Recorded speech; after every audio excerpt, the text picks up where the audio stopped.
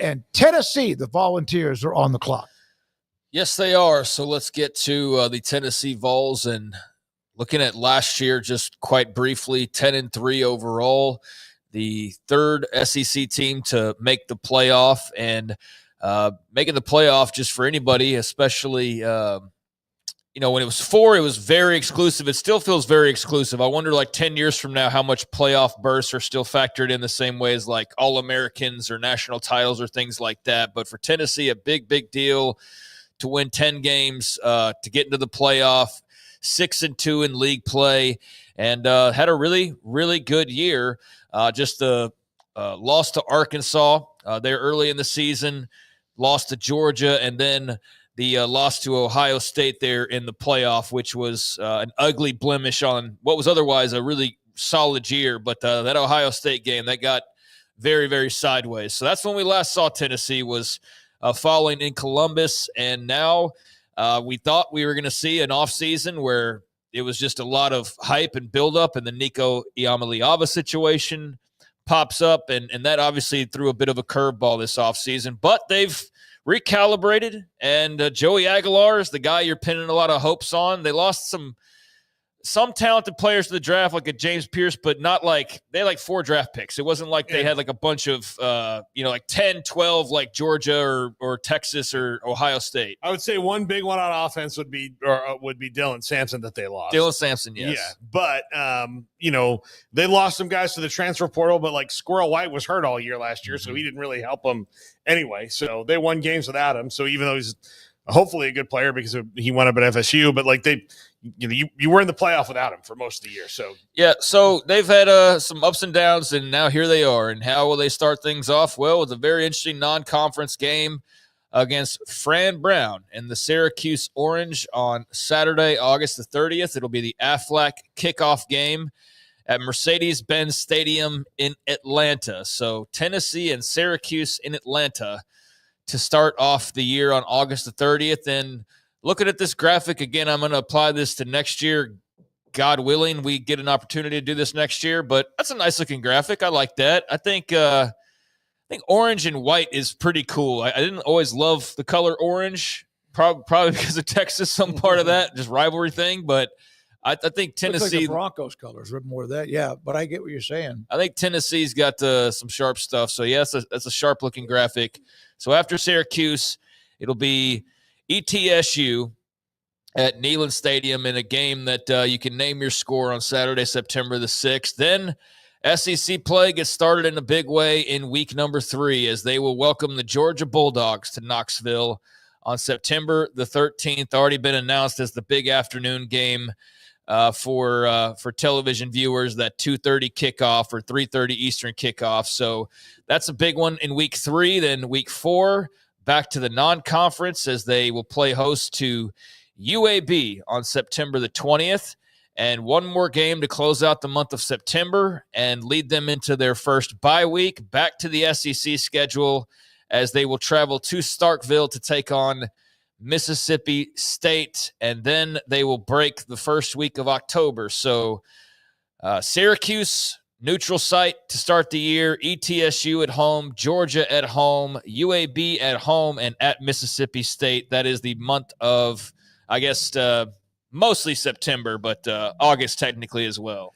That's if everything goes the way it should. I mean, they'll be favored to win 4 of those 5 games. Obviously, we already know they're not favored to beat Georgia, but Syracuse is in the same spot that they are, as they both had to get transfer quarterbacks at the end of the spring because they brought in Steve Angeli from Notre Dame. So, if that holds to Joey Aguilar and Steve Angeli starting that game on August 30th, then that's going to be a lot of mystery offensively for them, but they should be 4-1. Like, even with the change of quarterback, you should be 4-1 heading out of that first 5 games. Well, you better be. Yeah.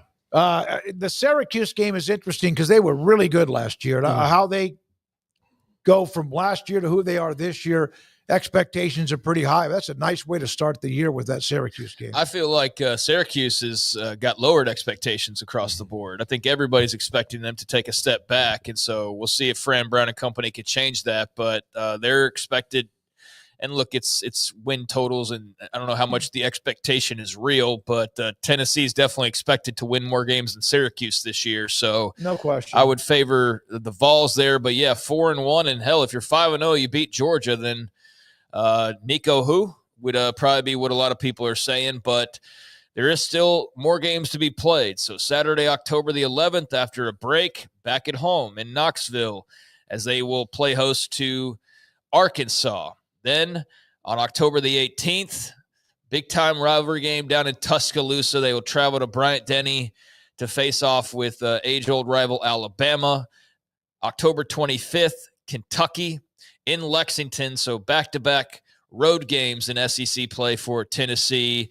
And then on November the 1st, before they take their second bye week, they will be at home against Oklahoma on Saturday, November the 1st. So that second stretch is Arkansas at home, Alabama on the road, Kentucky on the road, Oklahoma at home. How much and where will, if in fact things don't go well, like if they lost that opening game to Syracuse, and the Josh Heupel supporting him for what he did with Nico Iamaleava, you wonder if they don't have a good start, if there's a couple of hickeys on them, does he start to feel any pressure? I don't know how you can. I mean, they went through the transition. They had a hell of a year last year, but just curious if there's any simmering with that at all. With his job?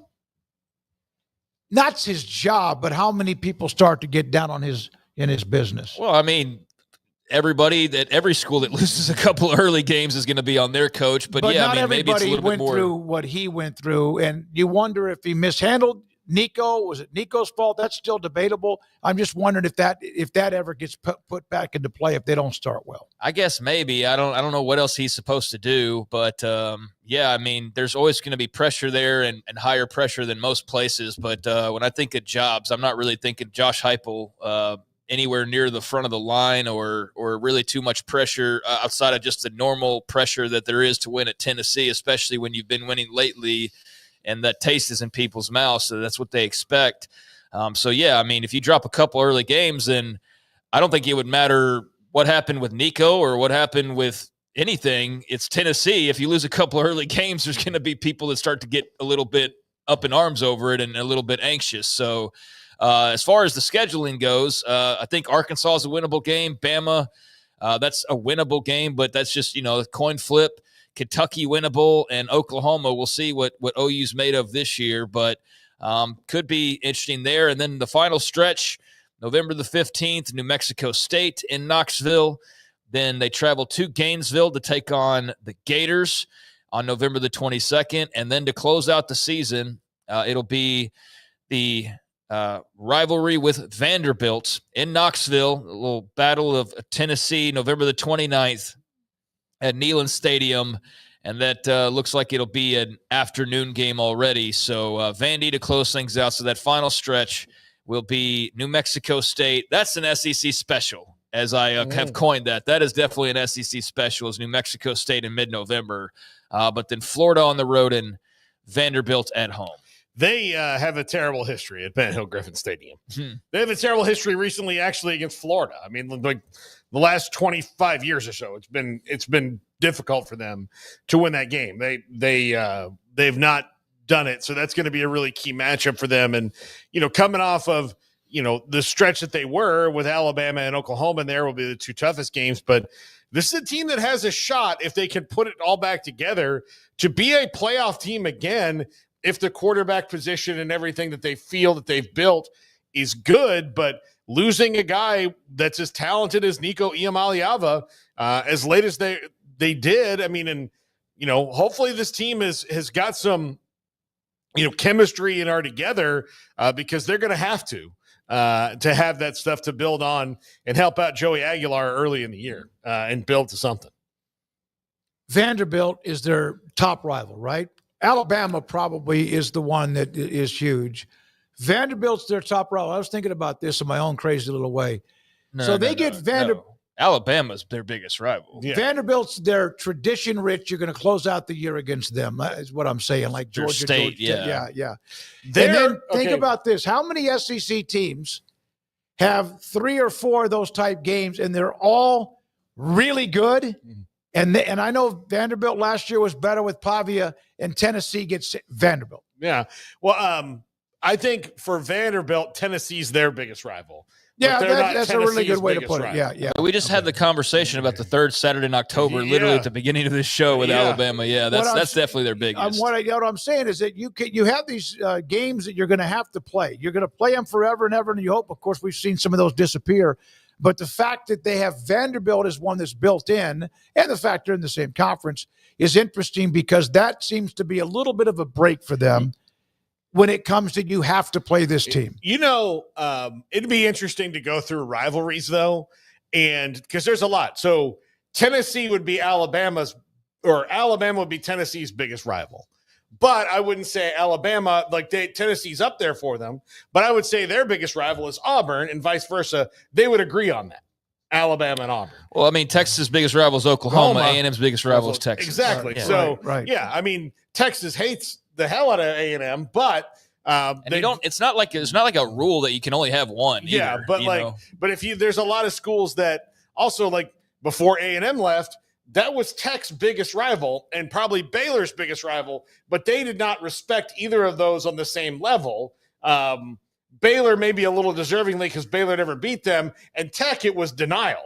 Tech, it was total denial of, like, this is not a rivalry, because they would go out to Lubbock, especially when Leach was there. They'd go to Lubbock, get their ass kicked, and then it'd be like, that's not a rivalry. Yeah. No. And you're like, it's interesting how you look down at teams that think you are their rival, and you yourself always have somebody else. Probably only about 10 programs don't. Yeah. Where you look at others as someone, your rival, and they look down at you. Yeah. So, I mean, it's weird. What do you guys think? 8-4? 9-3. I think 8-4, 9-3. I mean, I only see 2 games that I would say you kind of bank on potentially being a loss, and that's Alabama, maybe, and Georgia, and that's about it. I think all the rest of the games you feel like, I think you feel like those games are probably winnable, and you just have to avoid the slip up like against Arkansas last year, where that's probably not a loss that you had circled. So long as you avoid a pitfall like that, I mean, look, if Oklahoma's way better, that was a close game last year, although in Norman, but Oklahoma could jump up. But Florida, Tennessee is a great game no matter where the teams are, so that's ferocious as well. And Vanderbilt will be more interesting than ever to try to get to the point you were making is that's a bigger game now than it ever has been before.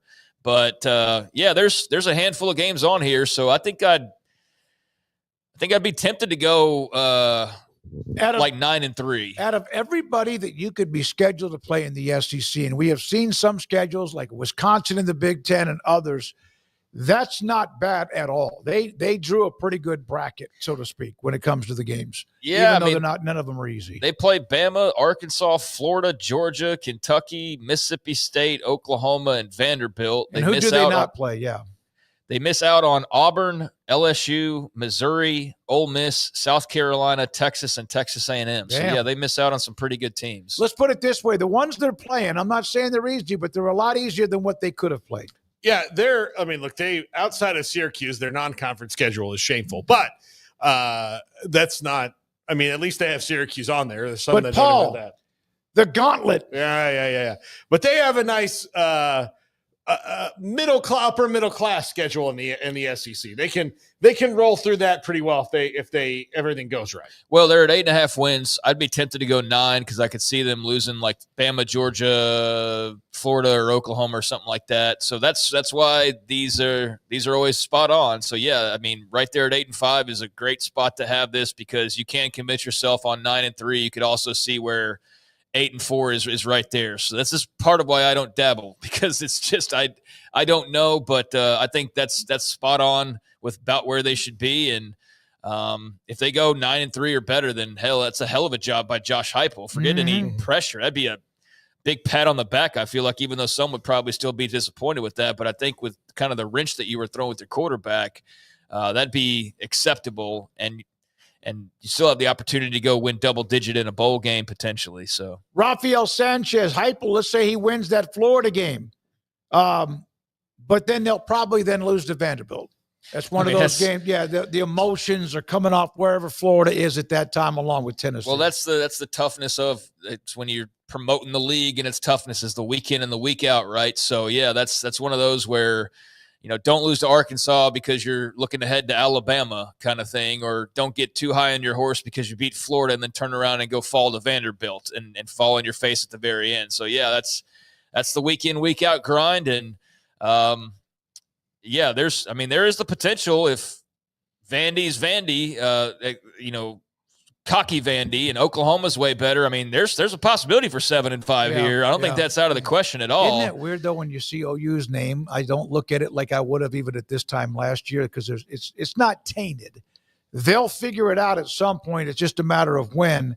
But it's not like when I see the Alabama and Georgia or a UT logo. Oh, well, was it not an automatic loss for most every team you're doing a schedule for like it used to be? Yep. That's just a toss up in the air now. It's not far off. It's not quite, but it's not far off of what my fear was that you're Arkansas or you're South Carolina, where some years you're good, some years you're maybe not, some years you're average, and you just don't know from year to year, whereas you did pretty much know year to year how strong you were going to be. And right now they're kind of in the wilderness, and if they have another down year and they have to fire Venables, that's a totally different conversation because we're talking about Tennessee. I'm sure they take a whack at Heupel again, but it's not like there's some Kirby Smart dangling out there right now as far as the next great head coach that you would go and be like, oh, well, that's the obvious move for Oklahoma.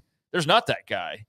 So yeah, they're in a weird spot. Tennessee's in a great spot though with Heupel, and they've got an opportunity to win a bunch of games this year, but it is a little bit weird because of the whole Nico situation. All right.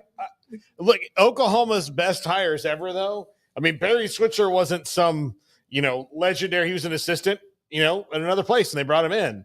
And Bob Stoops was the defensive coordinator in Florida, and Lincoln Riley was he was the offensive coordinator there, but they hired him from East Carolina when they brought him in. So they're traditionally best hires. Like Brent Venables was at Clemson. Of course, he was there before, but if it's not Venables, then they'll probably do well, to find somebody that's ready to go and take over there. Yeah, but Venables was he was the best assistant in America for 10 years. So, he wasn't any hidden gem or anything like that. But I get what you're saying is they haven't taken massive swings. Lincoln Riley wasn't he's a pretty hot and up-and-coming coordinator when they hired him, to the point where hey, Bob, you want to go ahead and move out of the way so we can keep this guy? But they could promote Ben Arbuckle or something. And my point is they're in a spot where nobody quite knows what the future holds for them. I think Tennessee is in a good spot and just had a little bit of a raw deal this offseason. So there's their schedule for 2025, and 3 more to go before we close out the